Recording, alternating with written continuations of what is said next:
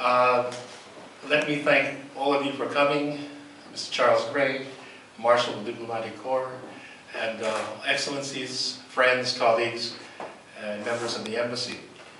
First, let me assure you that my wife and I came home safe, warm, and if you have a chance to tell the Queen, we have survived the trip.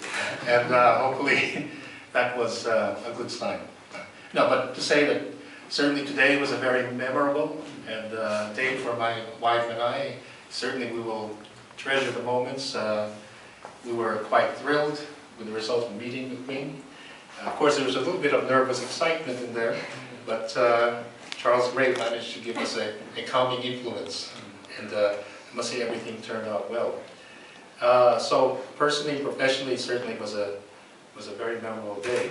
But I think even more importantly, today's presentation of credentials signifies or reaffirms in a very symbolic way the strong relationship between the Philippines and the United Kingdom.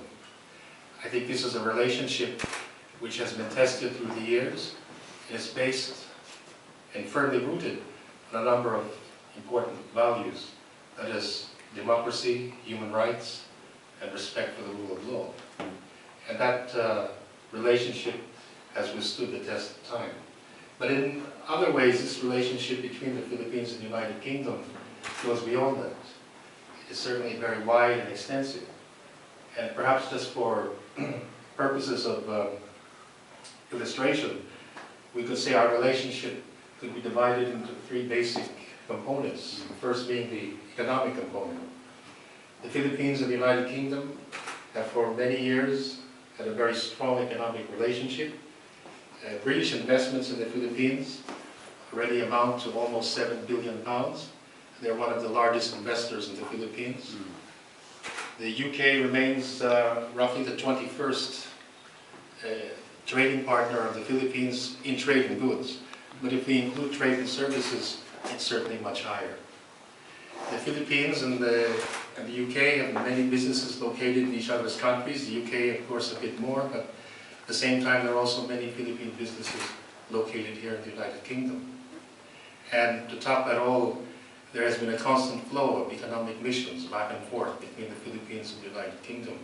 And I certainly hope during my stint here, with the cooperation of my colleagues in the Embassy and of course in the government, British government, UKTI, and my counterpart in the Philippines, Ambassador Lily, who I see there came all the way from Manila to attend this reception. Thank you very much. And I think with that cooperation we can build on the economic relationship, and not only by encouraging investments, but also trying to get actual missions visiting each other. On the political front, I think it goes without saying that the Philippines and the UK have very strong bonds in this area. We have cooperated not only bilaterally, where we've had a very strong relationship, but also at the regional level in various fora, such as the ARF, ASEAN Regional Forum, the ASEAN, Asia-Europe meeting, and also in the ASEAN-EU dialogue itself. On the multilateral front, well, in the UN, the Philippines and the United Kingdom have cooperated closely on many, many issues, such as climate change, nuclear security, and more at home here in the IMO, in the International Maritime Organization. I think you could say that our relationship on the political front has also been strengthened and symbolized by the many official visits at various levels, including at the parliamentarian level, between the Philippines and the UK. This has been going on for years, and we hope that this will continue and even expand in the future.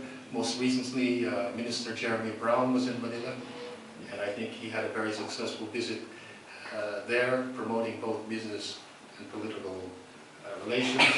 The UK has also been very active in helping the Philippines in the negotiations with the MILF on Mindanao. The United Kingdom is a founding member of the International Contact Group, which has been overseeing or monitoring the negotiations, which, by the way, we hope will be a successful conclusion by early next year. Then, of course, there's another pillar of our relationship, which I personally feel is perhaps one of the most important, that is the people-to-people relationship. The Filipino people and the British have a very strong bond, and I think this has been more pronounced in recent years. Last year, there were about 100,000 tourists from the UK who came to the Philippines. That's the largest number of European tourists. And we certainly hope to build on that. There are about at least 10,000 British nationals residing in the Philippines, and I think that number will grow in the future. I think you're also all aware that we have about 250,000 Filipinos here living and working in the United Kingdom, and they have contributed extensively to the well-being and the economy of this country. So we hope to build on these bonds. And certainly it will be a very important factor in strengthening the relationship between our two countries. I therefore look forward to working very closely with all of you here, our colleagues in the government, to promote various activities. Also in the Parliament, of course, on the economic front, to work closely with the UKTI, private sector, through the Philippine British Business Council.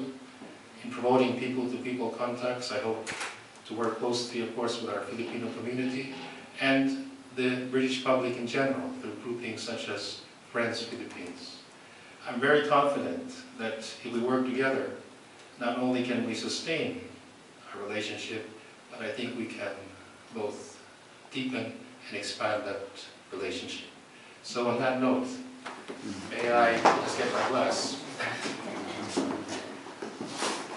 And I wish to propose a toast to Her Majesty the Queen.